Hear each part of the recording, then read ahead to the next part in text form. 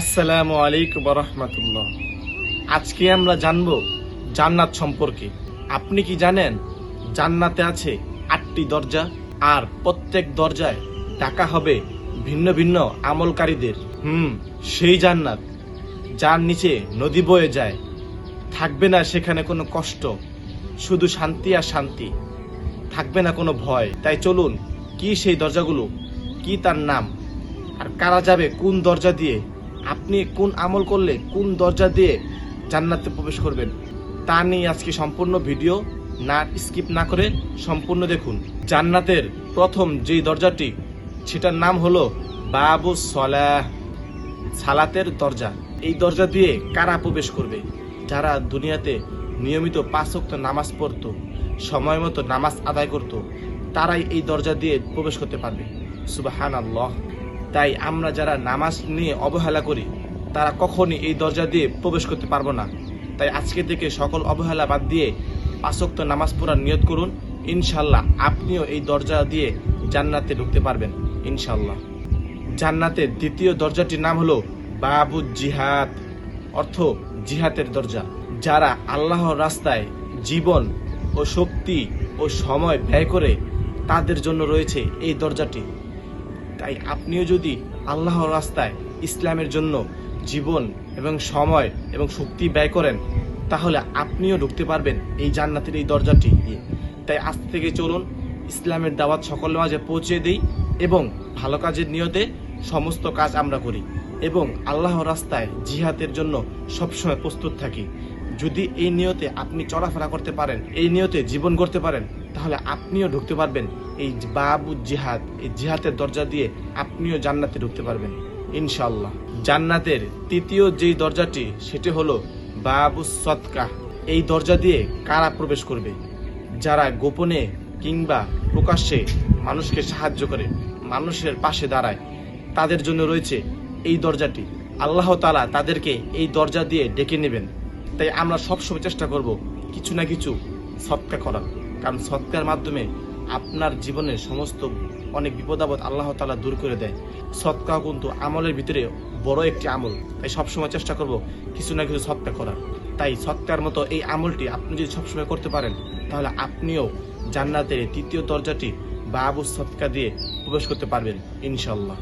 জান্নাতের চতুর্থ নাম্বার যে দরজাটি, সেটা হলো বাবুর রাইয়ান, অর্থ রোজাদারদের দরজা। এই দরজা শুধুমাত্র রোজাদারদের জন্য। যারা রমজানে কিংবা অতিরিক্ত রোজা রাখে, তাদের জন্য রয়েছে এই দরজাটি বাবুর রাইয়ান, অর্থ রোজাদারদের জন্য এই দরজাটি। যারা রমজানে রোজা রাখেন এবং অন্যথায় অন্য সময় নফল রোজা রাখেন, তারাই এই জান্নাতের চতুর্থ নাম্বার দরজা দিয়ে প্রবেশ করতে পারবেন ইনশাআল্লাহ।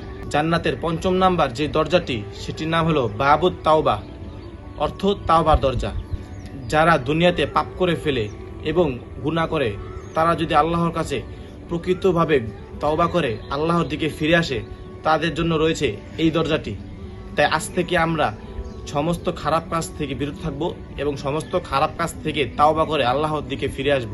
তাহলে অবশ্যই আমরা এই দরজা দিয়ে প্রবেশ করতে পারবো ইনশাআল্লাহ। জান্নাতের 6 নাম্বার যে দরজাটি, সেটি হলো ক্রোধ দমনকারী দরজা। যারা রাগকে নিয়ন্ত্রণ করে এবং অন্যকে ক্ষমা করে, তারা আল্লাহর কাছে খুবই পছন্দনীয়। তারাই প্রবেশ করবে জান্নাতের এই 6 নাম্বার দরজা দিয়ে। তাই আসুন আমরা মানুষকে ক্ষমা করতে শিখি। অন্যের ভুলকে বড় চোখে না দেখে ছোট চোখে দেখে আমরা তাদের ক্ষমা করে দেই। ইনশাআল্লাহ আল্লাহর কাছে আপনিও পছন্দনীয় ব্যক্তির খাতায় নাম লিখতে পারবেন। তাই আজ থেকে আমাদের এই আমলটি অবশ্যই করব। যদি এই আমলটি আপনি আমি করতে পারি, তাহলে জান্নাতের 6 নাম্বার দরজা দিয়ে আপনি আমি প্রবেশ করতে পারবো অবশ্যই ইনশাআল্লাহ।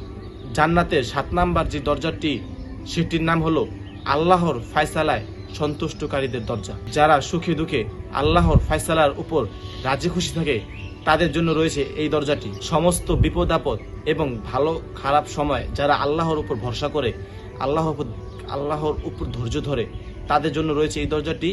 যদি এই গুণ আপনার ভিতরে থাকে, তাহলে আপনিও প্রবেশ করতে পারেন জান্নাতের এই 7 নাম্বার দরজা দিয়ে। আমাদের জীবনের সকল বিপদ আপদ ভালো মন্দ সব অবস্থায় আল্লাহর ফয়সালার উপরে আমরা অবশ্যই সন্তুষ্ট থাকব। যদি থাকতে পারি, তাহলে অবশ্যই কিয়ামতের দিন জান্নাতের এই 7 নাম্বার দরজা দিয়ে আপনি আমিও প্রবেশ করতে পারবো। ইনশাআল্লাহ। জান্নাতের 8 নাম্বার যে দরজাটি আছে সেটির নাম হলো আল্লাহকে বেশি বেশি স্মরণকারীদের দরজা। যারা সবসময় জিকির করে, যারা সবসময় আল্লাহর উপরে তাসবিহ পড়ে এবং সবসময় জিকিরের মাধ্যমে তাদের সময়গুলো পার করে, অবসর সময়গুলো পার করে, তাদের জন্য রয়েছে এই জান্নাতের 8 নাম্বার দরজাটি।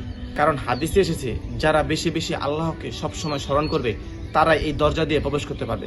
তাই চলুন আজ থেকে আমরাও অবসর সময়গুলো বসে না থেকে জিকির আজকার এবং আল্লাহকে স্মরণ করি, তাহলে কিয়ামতের দিন অবশ্যই আপনি আমি জান্নাতের 8 নাম্বার দরজা দিয়ে প্রবেশ করতে পারবো ইনশাআল্লাহ।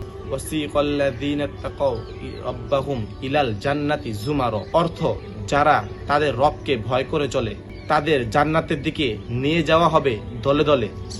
সত্যি কথা কি ভাই, জান্নাতে যাওয়া সহজ নয়, আবার অসম্ভব নয়। অন্তত একটি দরজা দিয়ে ঢোকার জন্য উপযুক্ত আমল যেন আমরা করতে পারি, সেটার চেষ্টা আজ থেকে শুরু হোক। আল্লাহ যেন আমাদের জান্নাতের কোনো না কোনো দরজা দিয়ে ডেকে নেন, আমিন। ভিডিওটি যদি ভালো লেগে থাকে তাহলে অবশ্যই আপনাদের বন্ধু বান্ধবের কাছে শেয়ার করুন, আপনাদের প্রিয়জনদের সাথে শেয়ার করুন। এবং ভিডিওটি যদি ভালো লাগে তাহলে অবশ্যই কি করতে হবে অবশ্যই জানেন, লাইক কমেন্ট শেয়ার করে অবশ্যই কমেন্টে আপনার গুরুত্বপূর্ণ মতামত জানাবেন।